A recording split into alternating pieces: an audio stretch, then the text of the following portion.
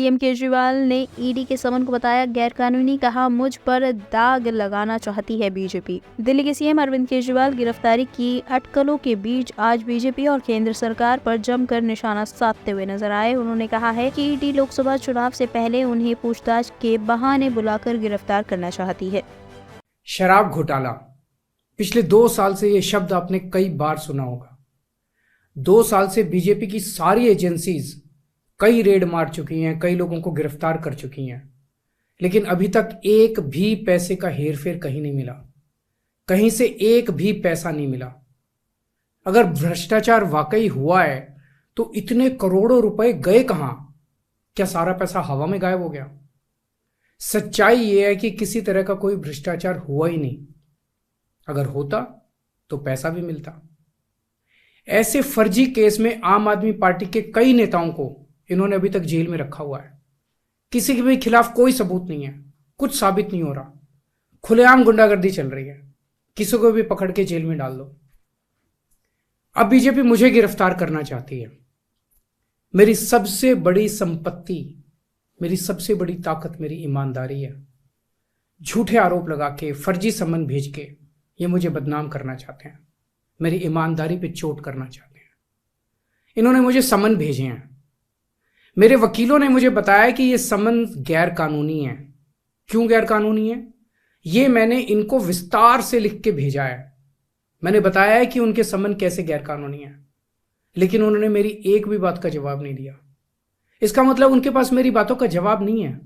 इसका मतलब वे भी मानते हैं कि उनका नोटिस गैर कानूनी है। क्या मुझे एक गैर कानूनी सम्मन का पालन करना चाहिए? अगर कानूनी रूप से सही सम्मन आएगा तो मैं पूरा सहयोग करूंगा।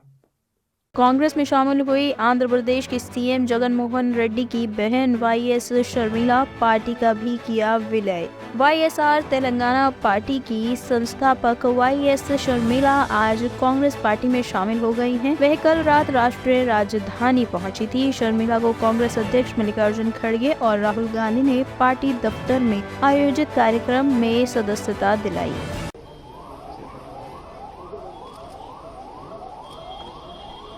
Today, are you getting on? Is this too loud? Today, I am very happy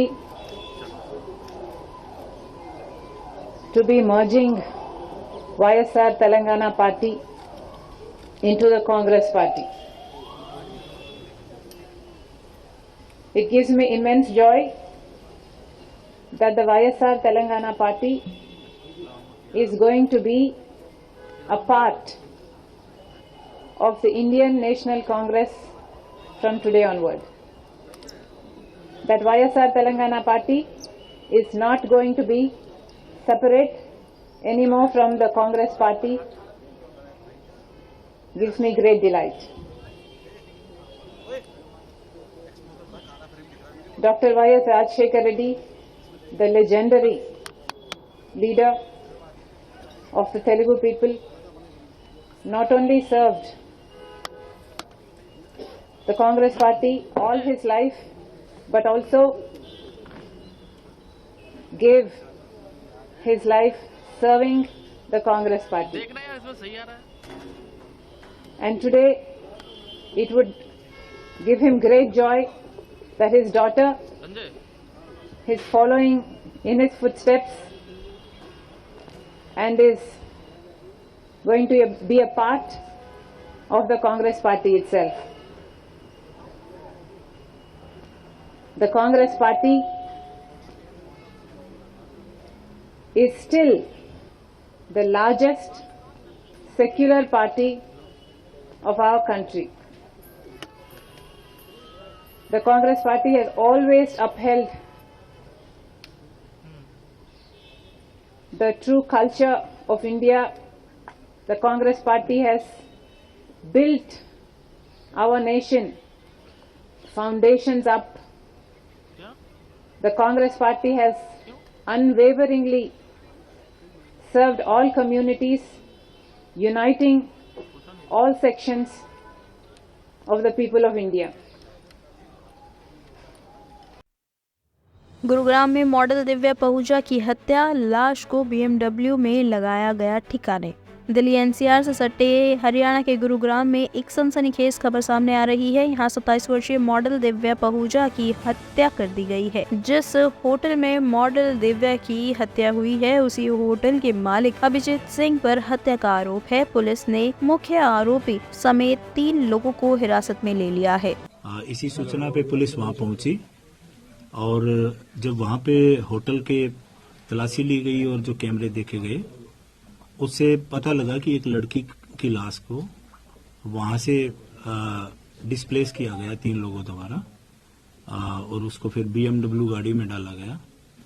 और जो बेसिकली होटल का मालिक है मिस्टर अभिजीत और उसके 2 जो कर्मचारी है, साथी कर्मचारी जो रेस्टोरेंट में काम करते थे, हेमराज और प्रकाश, इन तीनों लोगों को गिरफ्तार किया गया। होटल में जानकारी जो होटल पे लीज पे दिया हुआ है ये होटल, तो वहाँ जो लीज होल्डर है उन्होंने इसके बारे में सबसे पहले जानकारी दी थी। और ये जो अभियुक्त की जो प्राथमिक पूछताछ है, जो अभिजीत है उसने बताया है कि करीब शाम को 5 बजे एक अल्टरकेशन के बाद उसने जो दिव्या पहचान, जो मृतका की पहचान दिव्या के रूप में हुई है, उसकी गोली मारकर हत्या कर दी थी। कितनी गोलियां मारी गई सर उसको? 1 गोली। कारण क्या है सर पीछे? जो अभी तक की पूछताछ में जो डिस्क्लोज हुआ है, पता चला है, उसके अनुसार ये अभिजीत और जो दिव्या है पिछले करीब 2.5-3 महीने से एक दूसरे के संपर्क में थे और वो एक तरीके से रिलेशनशिप में आ गए।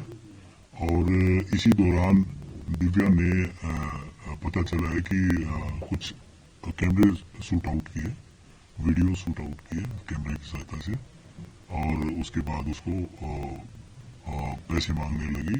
कुछ पैसे उसने दिए भी हैं जैसा कि बताया है। हालांकि इन चीज़ों की पुष्टि अभी 5 दिन का रिमांड लिया गया है, उस दौरान की जाएगी और उसकी तकमील तफ्तीश जो टोटल इन्वेस्टिगेशन है उसके बाद रियल हालातों का पता लगेगा। सर हत्यारोपी कौन है, कहाँ का रहने वाला है, कहाँ से? ब्यूरो रिपोर्ट, टीम तफ्तीश न्यूज।